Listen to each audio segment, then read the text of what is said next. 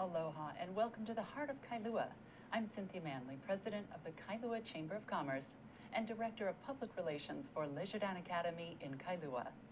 Join us for a look around what once was a sleepy little town that now has been found. Some call it a gem, some a traffic nightmare.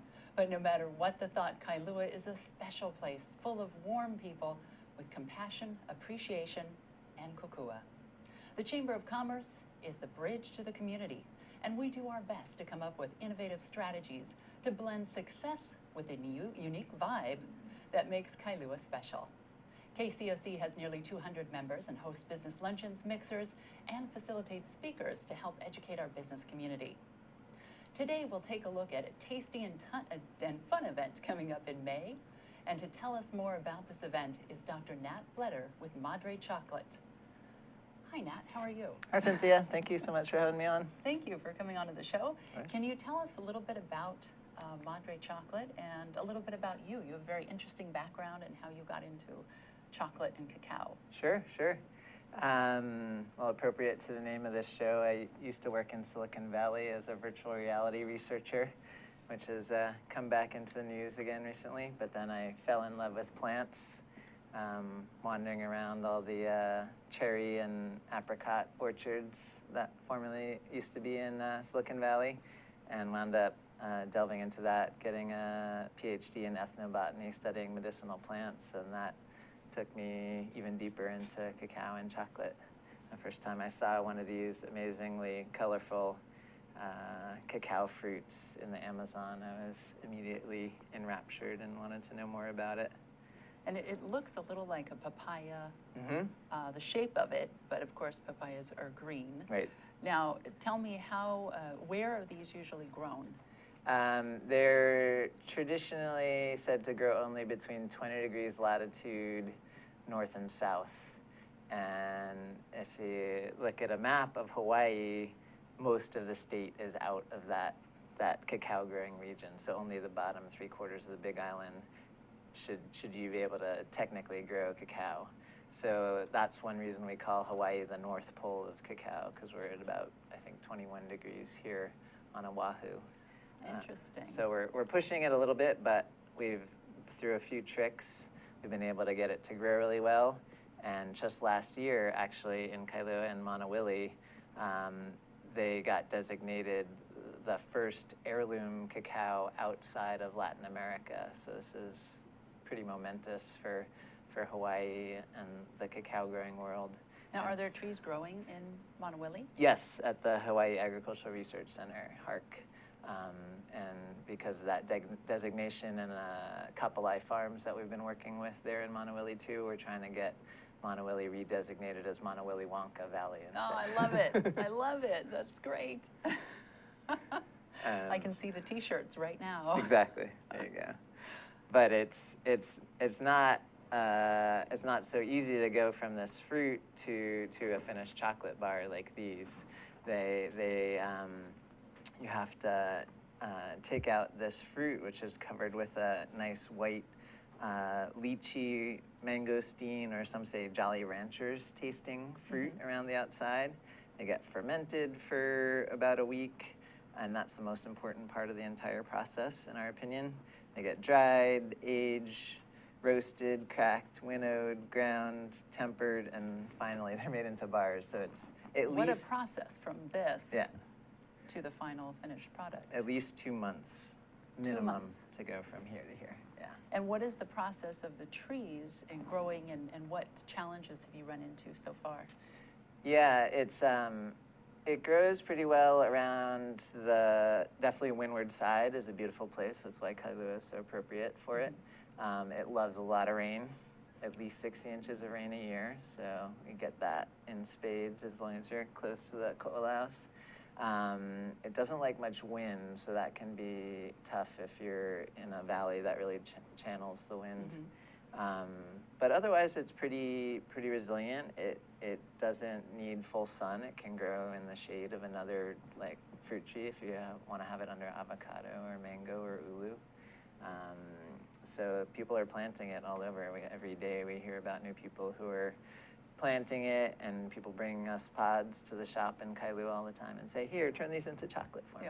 Well, I happen to know there's about 800 students at Leisure Academy right across the street from Monowilly that would love to grow chocolate trees. All right. Well, we got a bunch of seedlings in our shop in Chinatown, so there we go. We'll we get have you to set something up over there. We'd love to. So tell me how you got into this, because this is something that I think is fabulous for Hawaii, and it's an interesting thing to do and fun as well. But what is your background and interest in chocolate? I kind of joke that it was my friends forced me into it because they wanted more chocolate. So it was first when I was in grad school, a friend who was a classmate who was a Mayan archaeologist working in Honduras asked me to write a book chapter in a book she was editing about chocolate. And I was like, I like chocolate, I eat it all the time, but I really don't know anything about it beyond that. And after a year and a half of her asking me, I finally relented, and I got really deep into it and got distracted from the main part of my thesis for a while. And so the book was really fun to write, and then when that came out, my friends outside of school were like, well, yeah, we can't really eat the papers of the book, so why don't you make us some chocolate instead, and we'll think about staying friends with you. Well, that was good for them, and obviously good for you. Now tell us about Madre Chocolates and the shop, your actual shop. Sure, yeah, we were founded about 4.5 years ago. And we started out in what was formerly Sweet Paradise Chocolatier, right there on Kainehe Street and Kailua Road. And Melanie Budar, who started Sweet Paradise, was really gracious and let us use her kitchen because she had all the chocolate equipment, so it really gave us a big boost when we're starting out. We just started working with some of the local chocolate, like cacao that already existed. So this is some of the Hark Monowilly heirloom cacao. Really? Yeah. From Monowilly? Yeah, exactly. Oh, that's terrific. So if people can't have sugar in a normal chocolate bar, I always say they can enjoy the cacao bean, which has all the health benefits. Can I look at Yeah, this? of course, Can I please. take a look and see? Oh, interesting. So they look a little, I don't know if our cameras can see that, but they look a little like almonds, a bit like almonds. And then you open inside, and there's the actual chocolate pod. The bean. The bean. Yeah, this is the pod, and this is the bean. Okay. And this shell, you don't really want to use. It doesn't taste very good, but you can make a cacao tea out of it. Very different from like hot chocolate. But otherwise, we'll use it for mulch, or we give it to a local cosmetics company to make soap or chocolate body balms and things like that.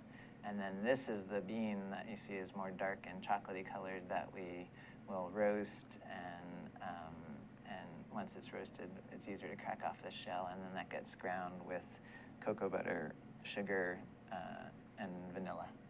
So it's just 4 simple ingredients. And where are the antioxidant benefits? Is that, I'm assuming, in the bean? Yes, they're all in the bean. And exactly. what is what's the difference between chocolate, like milk chocolate, and dark chocolate? It's both the ingredients. So in milk chocolate, you definitely have some sort of milk powder in addition to the 4 ingredients I mentioned, and it usually has slightly lower content of the cocoa bean than. So antioxidant-wise, the darker is better, more health benefits. And yeah, you can. These are a little bit bitter, but if you have your coffee black or you're used to bitter things, the bean or when it's crushed, it's called nibs. They're great. I have them on my fruit salad every morning. And so you just kind of sprinkle it like an additive. Exactly. For that antioxidant effect.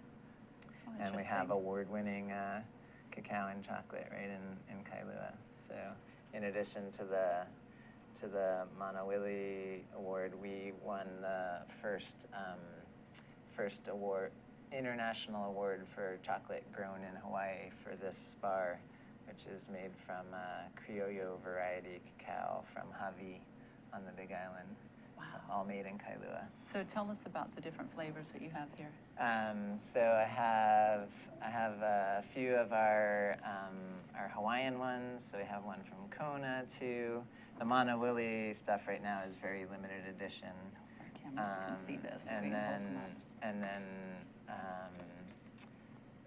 we have a couple flavored ones with other Hawaiian ingredients, the coconut ginger, which is our most popular one, and the lilikoi one, which everybody Now, how knows. do you go about figuring out which flavor will, I'm assuming that's kind of a science, what flavor is going to meld best with what type of chocolate? Right, yeah, no, it is definitely an art. Can you share that process with us? Yeah. Well, to a certain extent. You can't give away the farm here, but you can kind of give us an idea of what you do behind the scenes. Yeah, I mean, my title is Flavor Meister, so I'm in charge of trying to figure out how the chocolates will pair well with different flavors. My business partner, Dave, is in charge of making sure the chocolate is the best it can be, and he's really done an amazing work in getting these to win all these awards. And then once we have the chocolate in the best shape for each origin, because it tastes very different from each origin, then I'll think about what fruits come from that area that we could incorporate, what spices, because we like to focus on the origin. So with our Hawaiian bars, we use Hawaiian fruits and spices and nuts. With our Latin American bars, like this triple cacao, we try to incorporate Latin American flavors from the long history of chocolate. Oh, terrific. Wow, very interesting. And your shop is located right across from the park, is that, or the school, is that correct? Yep. In Kailua. Yep, right on Can Kainai. you give us some landmarks? Sure. If you're coming down the Pali into Kailua, just when you hit downtown, you'll see Cactus on your right and Kalapawai on your left. And if you make that left opposite Hamakua Drive onto Kainai Street, we'll be right there. And we're trying to get even better landmarks by working with you and the Chamber of Commerce and other Kailua residents to plant cacao all the way down the boulevard there. So turn wouldn't Kailua that be nice? into Cacao Town, USA, and steal the title from Hershey. I think that's fabulous. Again, another T-shirt that we could have for Cacao Town. And I think the Monowili is excellent too. How fun is that? Yeah, Wow. it can be really And good. are you finding success in Kailua with chocolate? Yeah, it's a great Well place to be. received. Yeah, we got a great foot traffic with all the people biking around Kailua. Is really nice, and it's really we moved in there 4.5 years ago, and it's really blossomed just even in that short time with all these great food spots, Prima, Cactus, etc. So it's a great place to be, and everyone's been really responsive. Oh, terrific. Can you share some of the items that you also brought? Sure. It kind of, these I'm not too sure about. They have look like a science experiment. These are our deep R&D, but I wanted to show you how we're experimenting with the terroir of each place.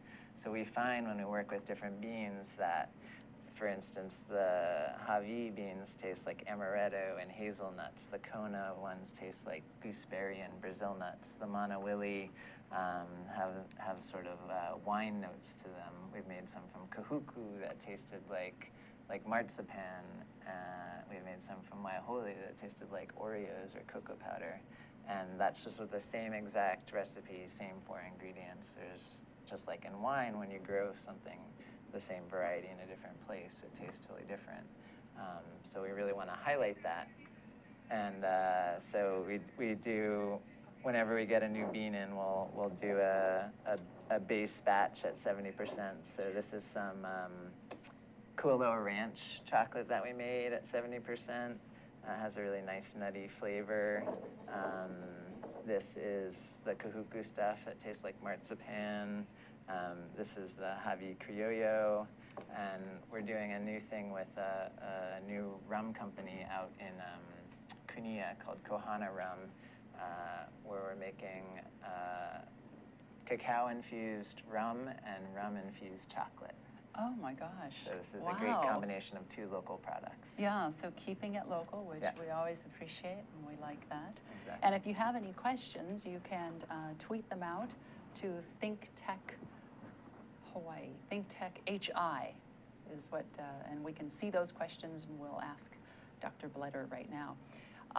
And we can ask him throughout the rest of the show. We also have coming up shortly an event. We're going to tell you about an event this Saturday And we're going to finish also talking to Dr. Nat Bletter.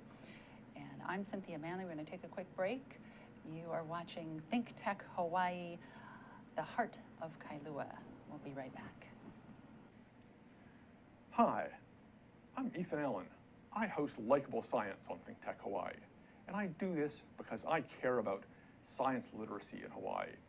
I want to spread the understanding that science is a vital and interesting part of everyone's life. I want to make sure the broadest possible spectrum of people understand the beauty and the value of science and realize that science plays out each and every day of their lives. I want you to understand that science is fun. So we bring onto this show each week guests who are scientists, from astronomers to zoologists, and we talk about what they do and how they do it. But most importantly, we talk about why you should care about their work, why you should see that their work has value and impact on your life. So I hope you'll join us Fridays, 1 p.m. here on ThinkTech Hawaii. You can watch us via live stream. You can watch us recorded on Olelo, and you can see us each week. We hope you'll join us. Aloha, I'm Hunter Hevelin, host of Sustainable Hawaii here at ThinkTech Hawaii. You can tune in every week on Thursday at 2 p.m. to see interviews with sustainability professionals from around the state and even further abroad, learning about activities with water management, food security, waste management, and a whole host of other fascinating opportunities to get engaged with making a greener island. So if you're interested in making the transition from consuming individuals to communities of producers, check us out every Thursday. Welcome back to the Heart of Kailua on ThinkTech Hawaii. I'm Cynthia Manley, and we're talking with Dr. Nat Bletter from Madre Chocolates today. And we're going to learn a little bit more about a chocolate event that you can attend with your family. But first, I wanted to ask you, Nat, about where we're headed in Hawaii with chocolate. So you've shared with us the different types of chocolate, the difference between chocolate and milk chocolate and dark chocolate, health benefits. But where is Hawaii as a whole, and perhaps the economy going with chocolate? We're in a great place. It's a prime time to be getting into chocolate and cacao. Everyone's talking about planting it now.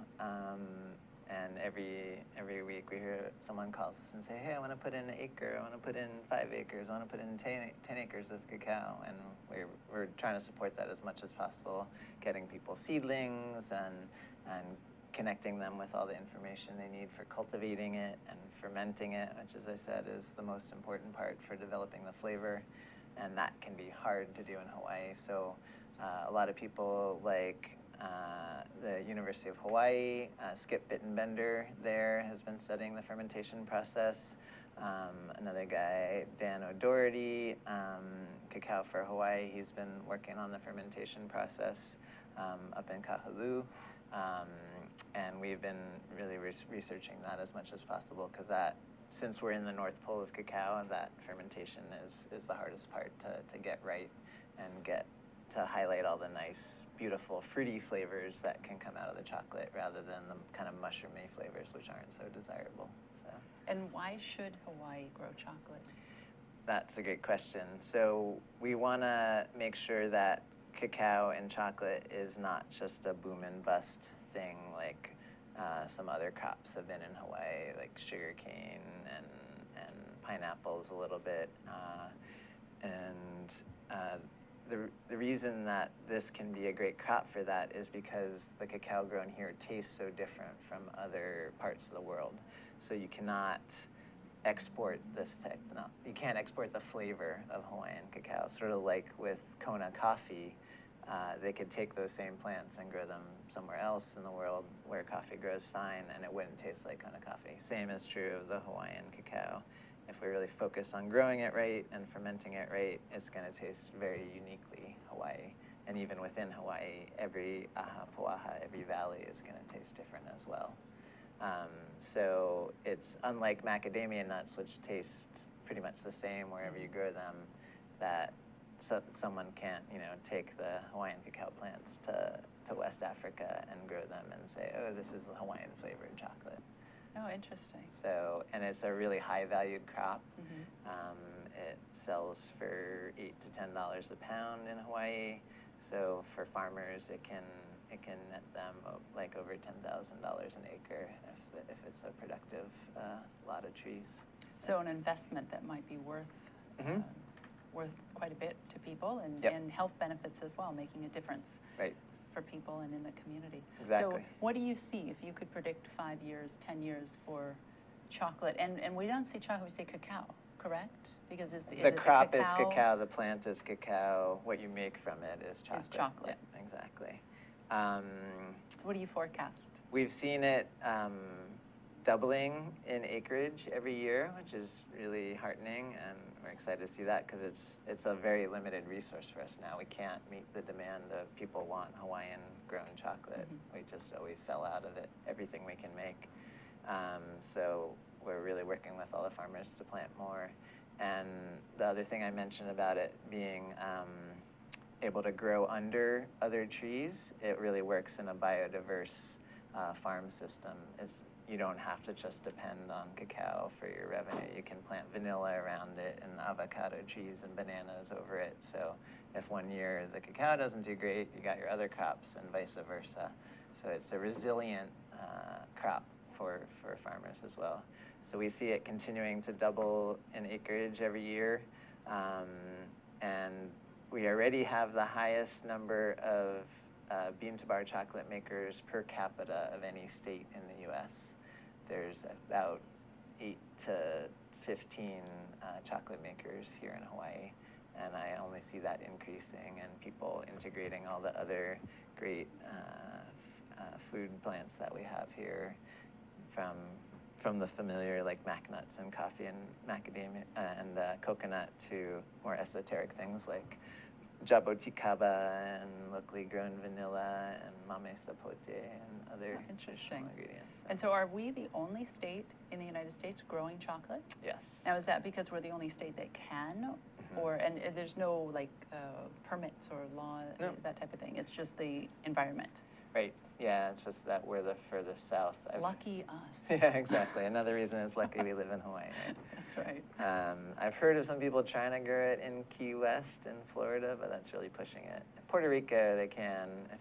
We've made one Puerto Rican chocolate bar, but we're the only official state that can grow it, definitely. Now tell us about the event that's coming up. This is the free event for family to come out and enjoy, and that is the chocolate event in Kailua. Right, the Kailua Cacao Festival on May 26th. It's going to be at the Sunday Kailua Town Farmers Market from 8:30 to 12, and this is the second year we've done it in Kailua. It'll be really fun. We'll have chocolate making demonstrations, tours of the town, classes. We're going to have several contests and awards for chocolate and cacao and bonbons, because Kailua is really becoming, Hawaii is already an epicenter for cacao and chocolate in the US, but Kailua even more is an epicenter because we already have 3 bean to bar chocolate makers there. There's us, Manoa Chocolate, and Kokolani Chocolates right on Kailua Road. So probably of any town in the world per capita, no one can match us per capita bean to bar chocolate makers. And I was at the event last year, and I was one of the tour guides along with Corinne Ching, and I think Corinne is, I want to say, the queen of chocolate. Yes, yeah, she's wonderful. She knows so much about chocolate in Hawaii, and she's just a big fan of chocolate and promoter and supporter of it. Yeah. And that was a fun event last year, so I look forward to that coming to town again in Kailua. I hope you'll be a tour guide and a judge for some of the contests. I already heard I am going to be a Okay, tour guide. wonderful. You did a great job last year. So that was a lot of fun. And tell us about the tours and what people can expect. I think there's going to be 2 or 3 tours over the few hours of the festival, and I get to stop in Kokolani and Manoa and our shop and maybe Whole Foods on the way back too, because they're really highlighting local chocolate from other islands as well. And there'll be, when you're at the market, there'll be booths from many of the local chocolate makers and chocolatiers from around the island. So you'll get tons of free samples. More, you may think I can never have enough free samples of chocolate, but you may just reach that point. There were a lot of free samples last year. I remember that. That was a great event and a lot of fun, and brought out a lot of people too. Yeah. So it was fun. Pamela and Annie do a great job with that, I think, and they're planning it to be even bigger and better this year. So what else, before we go today, what else did you want to share about chocolate in Hawaii? Well, it's a great community to be part of. Everyone is working together on growing better cacao and figuring out new ways to ferment it, and collaborating with the farmers and setting up co-ops to help, small farms to really excel at what they're growing and winning all these awards. So we want to thank all the hard work of the researchers at the universities and the other chocolate makers and cacao growers. It's really the farmers that we have to thank for growing this amazing product. And every time we win an award for our chocolate, I try to drag the farmer up on stage and say, they should be the one winning the award. That's why we set up the Cacao Award this year at the Kailua Cacao Festival and the Big Island Chocolate Festival. That's in 2 weeks as well. Terrific. Thank you. Thank you pleasure. very much, Dr. Nat Bletter. Thank you for having me. For joining us from Madre Chocolates. And we're going to take a quick break, and when we come back, we're going to speak with the Executive Director from the Hawaii Symphony Orchestra, Mr. Jonathan Parrish. So stay tuned on ThinkTech Hawaii. I'm Cynthia Manley with the Heart of Kailua. Here's the deal. I'm Jay Fidel. I'm the host of Hawaii, the State of Clean Energy, which is the Energy Policy Forum's program on Wednesday. That's how we call Wednesday Energy Wednesday. We call it Energy Wednesday every Wednesday. Are you surprised? Okay, and we try to get guys like Jim Alberts here from Hawaiian Electric who can tell us what's really going on in energy. We want to be informed. It's so important. It's the most important initiative in our state. Clean energy is major, okay? And that's why we cover it on this show. That's the deal. What do you think, Sharon? I think that's great. That's why we're here every Wednesday from 4 to 5, and we hope you all join us so we can hear people like Jim coming on our show and co-host Ray Starley from Hawaii Energy. Okay, Jim, you've been here today. You've seen this. You heard what she said. What do you think? I think it's a tremendous opportunity for people to come together and talk about the issues. Oftentimes there isn't a good forum to bring these key issues out into the public, and this is a tremendous way to go about it. And the activity of this show is essential to keep talking about energy because, as you said, it's such an essential part of our lives that we need to pay attention to it and we need to think about the future. Okay, Ray, your turn. Well, this is a special time in the history of Hawaii where we're making some pretty radical changes in the way we use energy and generate energy. And this show is the one place you can count on coming to every Wednesday and hearing something about the latest issues that are on the table, being discussed, that will affect us all going forward. So come join us, and if you have some ideas you want to share with us about energy, give us a call and let us know. We'll put you up here and let you talk for an hour. So come see us. Thanks, Ray. Thanks, Sharon. Thanks, Jim. It's great to be, from ThinkTech's point of view, it's great to have this show. We love the show. It's our most important show. So come around and listen to us 4 to 5 on Wednesday. Thanks a lot. Bye. Aloha. Aloha. Inspired by an ancient culture, classical Chinese dance, vigorous physicality, timeless stories,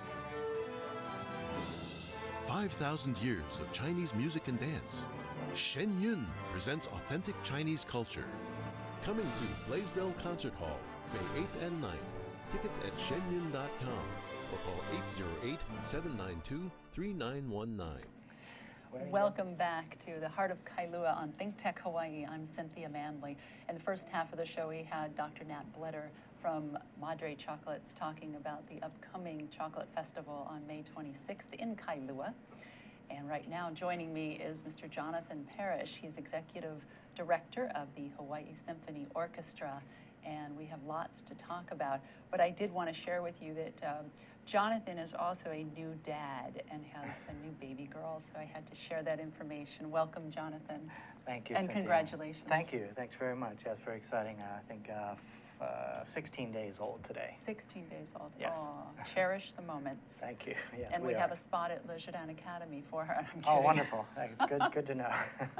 Time to think of those things. Yeah, you have a few years before you have to think about that.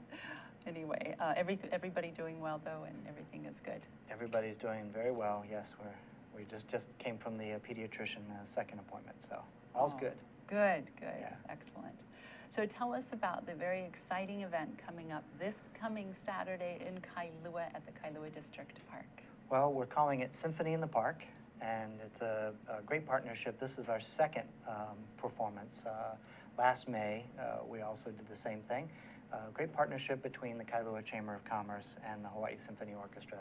And we'll be doing a free concert. It's at the District Park in the pavilion that's located there, near the baseball fields and near the fire station and that kind of area. And the pavilion offers a perfect venue for us. It provides shelter for the orchestra and a bit of an acoustic. Mm-hmm. And then we have an enormous grassy lawn. We have like 6 baseball fields, you know, to accommodate listeners. And we'll just do a variety program. It'll start at 5 o'clock, and it'll go till 7. And there'll be a little something for everybody on the program. Some popular classical selections, a little bit of Hawaiian music. Our concertmaster, Iggy Jang, will play a solo. It's going to be conducted by Dr. Jeffrey Bachman.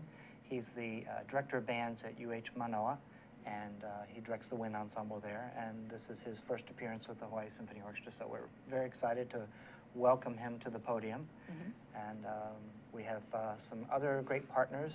Le Jardin Academy is also a sponsor, and then major sponsorship comes from Alexandria and Baldwin. And, they were wonderful last year and sponsored this event, and this year again as well. Yes, we really appreciate their support. It really helps to make an event like this possible.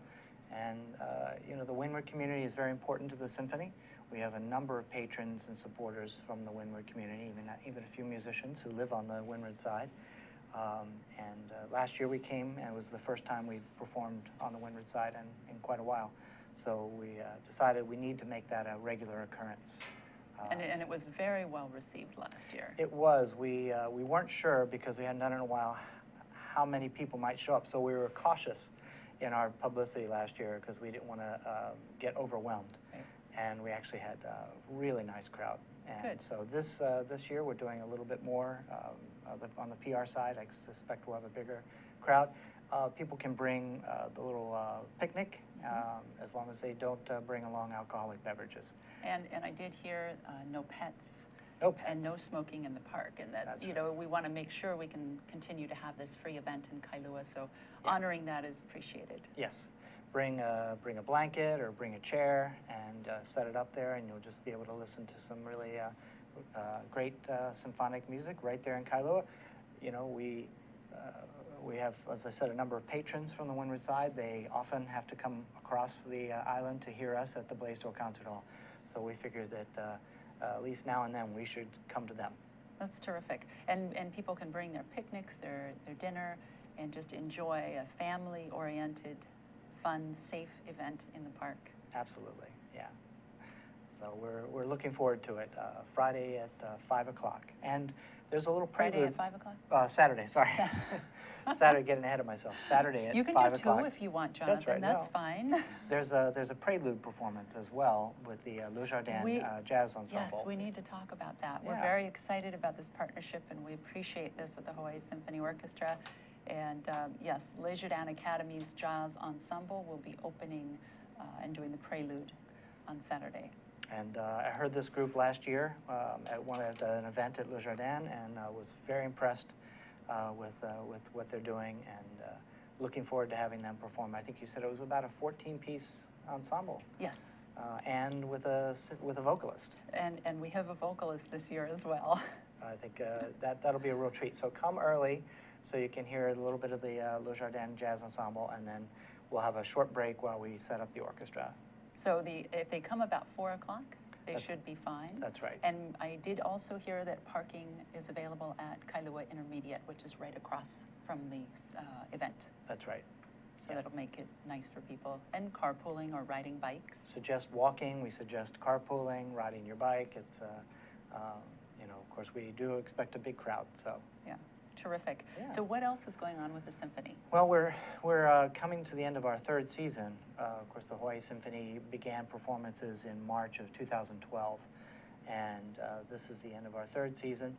It started this year in September. We have 3 Masterworks performances left in the season. That's this Sunday. We have a program that's all Spanish music that we're calling España, and it's conducted by Carlos Miguel Prieto, and Mark Kosauer is the soloist, he's a cellist. He'll be doing the Lalo Cello Concerto, and we'll be doing this kind of smaller, intimate piece by Revueltas, and then we'll be doing the very popular Three-Cornered Hat, the ballet music for Three-Cornered Hat by Manuel de Falla. So if you like your Spanish music, you like music with a little bit of flamenco flavor, and this is going to be a concert not to miss. The next weekend, the next Sunday, we will be presenting Otomo Returns. This is my little small joke. Maestro Otomo is a wonderful Japanese conductor who's been to Hawaii a number of times now. The orchestra really enjoys him, and he is sort of a tall fellow, so my title of this concert, Otomo Returns, is sort of an allusion to the great Godzilla movies that have come out of Japan. That's cute. That's he's cute. not a monster at all. He's a wonderful musician and conductor. So he'll be performing with the orchestra Bartok Concerto for Orchestra. We'll have Orion Weiss performing a Mozart Piano Concerto. And then on the very beginning of the program, a piece by Yasushi Akutagawa, who's a Japanese composer, well known in Japan, a film composer and concert music composer, who studied with the great Russian masters like Shostakovich. So really terrific composer, but not well known. We did a piece by him last year, and we liked it so much, we asked Otomo to bring another piece by Akutagawa. So 2 great concerts back-to-back in May, and then the finale of the season, which is where we're going to really turn things up a notch, is June 6th and 7th. We'll have 2 performances, and the concert is called Joanne and Jake, because Joanne Folletta will be conducting, and Jake Shimabukuro will be making his concerto debut. He's performed with the symphony a number of times when we've backed him up playing his music. In this case, we've commissioned a brand new piece, a concerto for ukulele from Dr. Byron Yasui, who was Jake's professor at UH, and who is a very impressive ukulele player himself and used to be a member of the symphony. And Byron has written this piece specifically for Jake. So really we could call this Concerto for Jake, because I doubt that anybody else would ever play it or be able to. Jake is perfecting new techniques that have been written into this concerto, and this will be a first time ever for the symphony having an ukulele concerto, and we think this is part of our mission. This is an important thing to do. It takes an instrument that is so associated with Hawaii, so thoroughly associated, and an instrument in which, you know, Jake has become a world-class virtuoso, and it puts the ukulele on the classical map. It gives it a legitimacy in the classical world, so much so that Jake has been booked already in Buffalo and Denver next year to play the concerto. Oh, and I think other orchestras will follow suit, and everywhere that the concerto is performed, it will say that it was commissioned by the Hawaii Symphony Orchestra, and was supported by a grant from the Mayor's Office in Culture and the Arts of the city and county of Honolulu. Oh, it's terrific. We have such talent here in Hawaii. We do have a wealth of talent, and we enjoy celebrating that at every opportunity. Yeah. And the Hawaii Symphony Orchestra is a fabulous and wonderful way to do that. And tell us about some of the events that you've had at the beginning of the year, because I know some of those were a little different for the orchestra and very well received. We're trying to do new things, and there's still some things we want to get to, we haven't gotten to, but for example, We opened the season in September, specifically on September 13th and 14th, to celebrate the 50th anniversary of the opening of the Blaisdell Concert Hall. It was opened in 1964, September, and the Symphony performed for the opening. In fact, Symphony performed 5 times the first week. And the first program, we took some of the music from the first program in 1964, and we did that again 50 years later. And in order to sort of celebrate not just concerts, but the operas and ballets and everything that the orchestra has played in the concert hall over the 50 years of its existence, we played a little bit of, we did some ballet music, we did a ballet. We actually had a ballet choreographed to a piece by Benjamin Britten, and of course symphonic works as well. And Stuart Chaffetz, who was our former principal timpanist, was the conductor. So that was a great celebration. We wanted to mark that, that historic occasion, because that was when we really had a venue that was would accommodate symphonic concerts and the size audience we needed. And I guess the other thing that was important this year was we launched a new pop series called Music That Pops. And originally 3 concerts, but it was so popular we ended up adding a 4th concert. Right, and I attended a couple of those, and those were fantastic. Oh, good, thank you.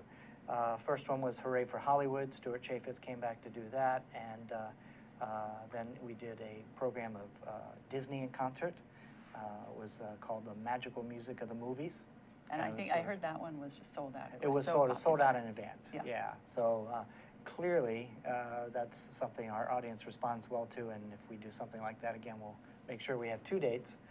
And then we did Cirque de la Symphony, another sellout. We had Cirque performers, acrobats, aerialists, jugglers, clowns, hand balancers. And was that the first time?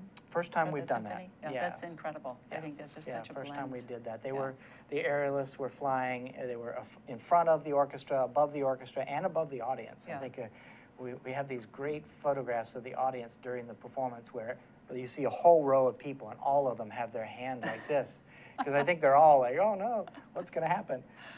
How fun. It was death-defying. Yeah, how fun. Well, we're going to take a quick break, and when we come back, we'll be talking more with Jonathan Parrish from the Hawaii Symphony Orchestra, and we have lots to still talk about to you, so stay tuned. I'm Cynthia Manley with the Heart of Kailua on ThinkTech Hawaii. This is Alice Lee Hagan, host of ThinkTech Hawaii Business Education Spotlight. My show here at ThinkTech Hawaii is every Thursday from 3 to 4 in the afternoon. I bring in interesting guests from Hawaii, the mainland, and hopefully international guests in the future. Do join us on Thursday from 3 to 4 p.m. ThinkTech Hawaii Business Education Spotlight. Aloha. I'm Cynthia Manley with ThinkTech Hawaii and the Heart of Kailua, and we're talking with Jonathan Parrish from the Hawaii Symphony Orchestra, and we've talked about the symphony and what you've done over the last few months and what's coming up. How large is the orchestra? Well, the orchestra is, we have 2 sizes. We have our 64-piece component and then an 84-piece component, and generally we're using one of those. And for our event, Symphony in the Park, we'll have our 64-piece group out there. It's going to have a great sound. It's full winds and brass and percussion and harp, and everything is there. And what is that like to transport and move everything for 64-piece orchestra? It's a bit of a logistical puzzle. You know, we have to rent a truck. We have to make sure we have all the pieces of equipment we need, and there are many. But we do it with some regularity, so it becomes a little bit routine. Of course, the more we do it, the easier it'll get. And we hope to do it in other communities around Oahu as well. And I do have to say that with the sponsors of this event has had A&B Kailua, Leisure Academy, Kailua Chamber of Commerce, Kailua District Park has also been instrumental in opening up the park and allowing this event to take place there. Yes, we really appreciate their cooperation in allowing us to do that. They made some small adjustments in some of the baseball schedules, and we do appreciate it. It's a great way for residents of Kailua to enjoy the park and enjoy the symphony at the same time. That's right, that's right. Well, thank you so much for being here today. Thank you, Cynthia. And with that, we're going to close the show, and we're speaking with Jonathan Parrish, Executive Director from the Hawaii Symphony Orchestra. And don't forget, coming up May 2nd, that's this Saturday, is the Symphony in the Park event. Hawaii Symphony Orchestra and Lejeune Academy Jazz Ensemble opens. So if you get there by about 3:30 and grab a spot in the park, bring a blanket and the family, and just remember, no pets in the park, no alcohol, and no smoking, please. But it is a free event and a fun event. And then on May 26th, we have the Chocolate Festival in Kailua as well. So lots going on in the heart of Kailua. And I'm Cynthia Manley on ThinkTech Hawaii. Take care.